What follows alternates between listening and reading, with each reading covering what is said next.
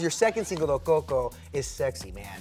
It's for that person that you have very, special in your life and you want to dedicate that song to. Is that special person still in your life? I haven't seen you since you've gone solo, since you changed your name, but I love it because DELEN is actually a tribute to your grandpa, right? Exactly, yeah, it's been really nice being able to do this change, especially the last name change from Pimentel to DELEN.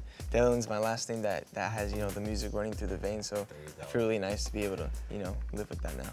Do you feel like you've started to step into a more authentic side of yourself in your music? Definitely. I obviously enjoyed everything I was doing in the band, but I felt like each person in the band had like their own role, so then to some extent it kind of felt like we were kind of limited. So, I took this risk of doing my own thing and I feel like completely free. I feel very happy.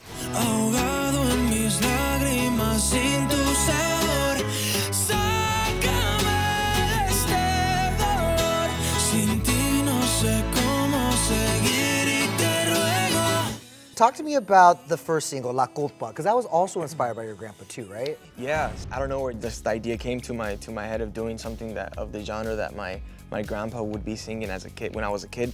So then one of the producers brought out the guitar, he strummed the first chord, and it just, it was born from there. It was very authentic, it was very natural. It happened like in an hour and a half, so after doing that, like I realized that I can do that type of music as well. So I love it. It's been cool. Well, look at this single artwork right here. What would your grandpa say about you in a vaquero? No, he would love it. I remember as a kid, I would also dress as a mariachi. So, he would really love it. I think he'd be really proud of what I'm doing right now. Your second single, though, Coco, is sexy, man.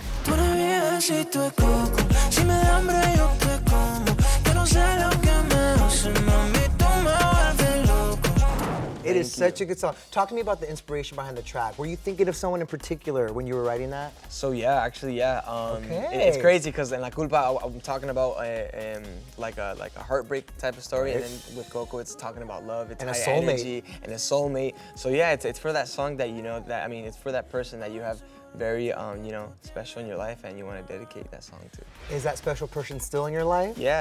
Okay, yeah, all right. So I was gonna ask you what you're looking for in a soulmate, but it sounds like you might already found it's already there, yeah. I'm trying to take notes, all right? What's the secret? I don't know. I think you just gotta be very, very genuine. Gotta connect, and that's basically it. I don't really look for too much stuff. Sure. As long as there's chemistry and that great connection. But how do you do that in this industry? I mean, especially now when you're really starting to carve this path for yourself, right? Like, how do you have the time? We both live in Miami, and I'm most of the time when I'm creating music. When I'm creating music, I'm usually out there. So I spend a lot of time out there. I live there. It's my base. So there's a balance. There you go. Well, you had an explosion of creativity during the pandemic. Was that the catalyst for you to go solo? Now that you get to kind of do your own thing? It was definitely one of the biggest reasons of why I took the decision. I feel like there was so many ideas that came into my mind that I couldn't hold them in anymore. Right. I felt kind of like closed in. There was some type of angustia, creo que se dice en español. Y pues nada, I took the risk. At first, the guys were in shock for a bit.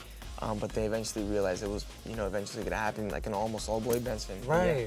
And the thing is, though, when I feel like members leave and exit these groups, sometimes it's because of drama or there's a rivalry, but that's not the case with you guys, right? Not at all. It was actually kind of a beautiful ending. That last show you did with them was emotional. Yeah. Oh right? my gosh, I just remembered that. Yeah, it's about to be a year actually. That's crazy. But like you say, we're in good terms. We actually just saw each other like a week ago at Vegas for an award show, and we spent time there, so everything's good.